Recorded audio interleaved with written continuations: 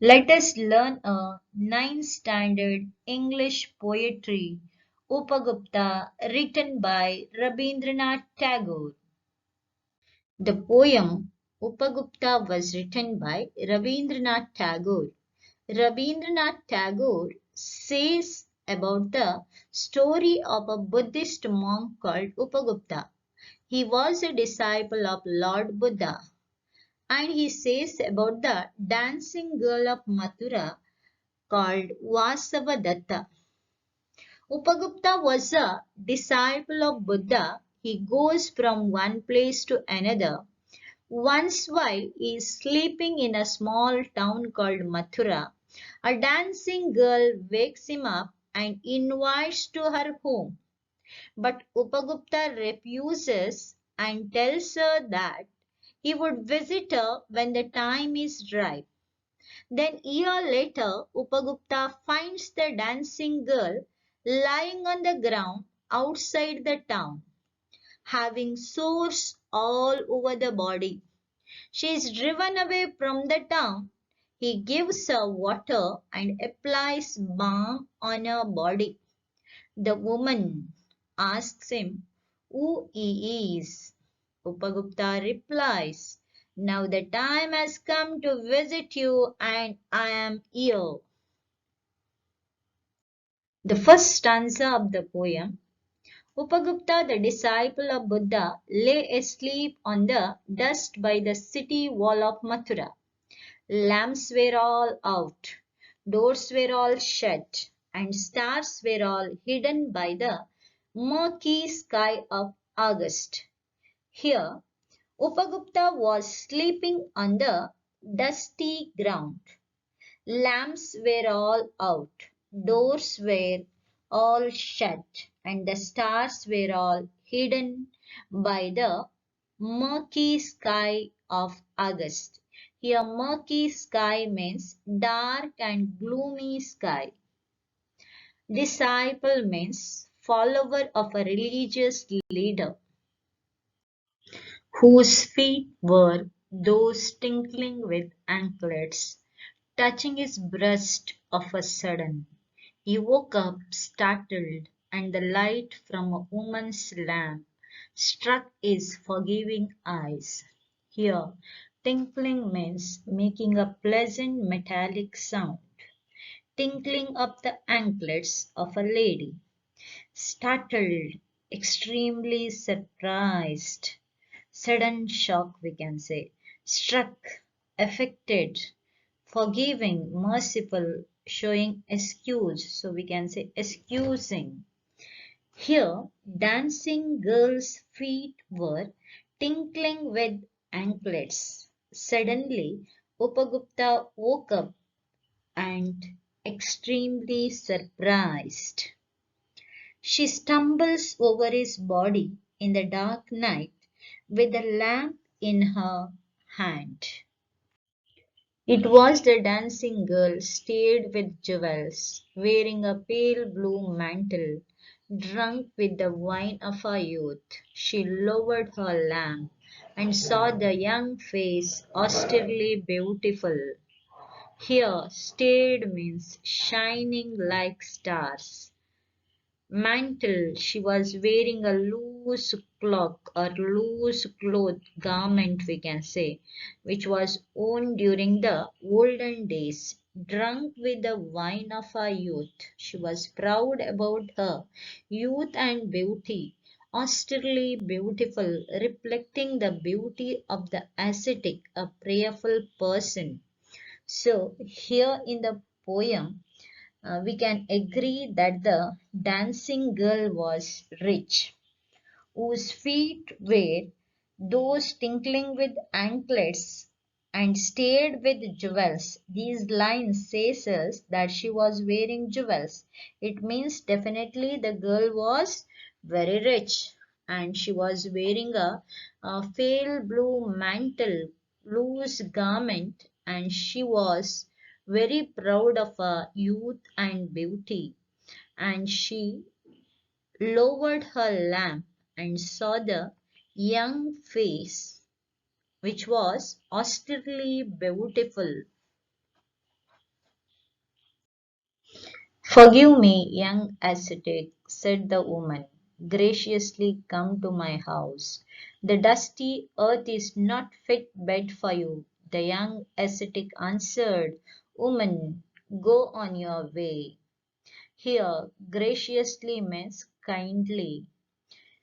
So, ascetic used to lead a simple life, so it was not suitable for him to go to the house of rich dancing girl. The description suggests that the ascetic was truthful, kind, and merciful. So Upagupta, asleep on the dusty ground of Mathura, so that the dancing girl invites him to her house. But he refuses and says, Go on your way. When the time is ripe, I will come to you. Suddenly the black night showed its teeth in a flash of lightning. The storm growled from the corner of the sky, and the woman trembled with fear of some unknown danger. Here, growled means a long, deep sound or series of sounds. When Upagupta was sleeping in a small town called Mathura, a dancing girl wakes him up and invites to her home. Upagupta refuses but tells her that he would visit her when the time is ripe. The dancing girl suddenly heard the sound. The black night showed its teeth in a flash of lightning. The storm growled, means made a long deep sound from the corner of the sky, and the woman trembled in fear about the strange or dangerous situation it may cause to her. A year has not yet passed. It was evening of a day in April. In spring season, the branches of the wayside trees were full of blossom. Gay notes of the flute came floating in the warm spring air from afar. So here, full of blossom means heavy with flowers. Full of flowers, we can say. Gay means happy notes, happy. Then afar means faraway places. So here the poet Rabindranath Tagore says us that in spring season the branches of the wayside trees were full of blossom with full of flowers. Happy songs of a flute came floating in the warm spring air from distance.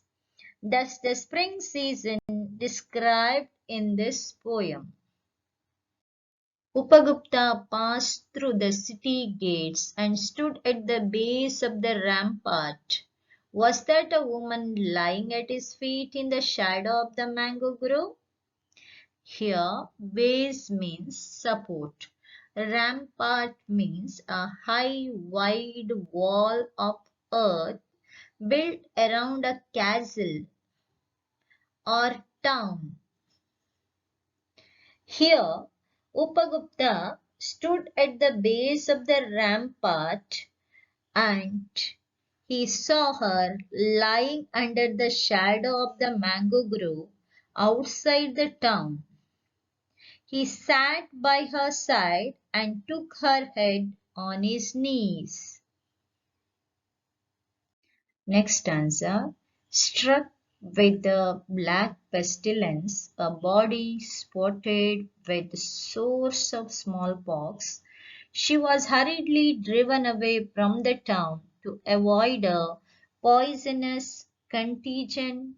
The ascetic sat by her side, took her head on his knees. Here, struck means affected. The dancing girl was affected by the smallpox. Here, black pestilence means any infectious disease that spreads quickly and kills a lot of people. So, contagion means the spreading of the disease by contact. So, here, the dancing girl was lying on the ground outside the town, having sores of smallpox all over the body. It was a deadly epidemic disease. To avoid her poisonous contagious, she was driven out from the town. Upagupta sat by her side, took her head on his knees, and gave her water and applied sandal balm on her body. Last stanza, and moistened her lips with water and smeared her body with sandal balm. Who are you, merciful one? Asked the woman. The time at last has come to visit you, and I am here, replied the young ascetic. Last part of the summary. Here, Upagupta gives her water and applies sandal balm on her body. The woman asks who he is. Upagupta replies, now the time has come to visit you, and I am here. Thank you, children. I hope you understood the summary of the poem Upagupta written by Rabindranath Tagore.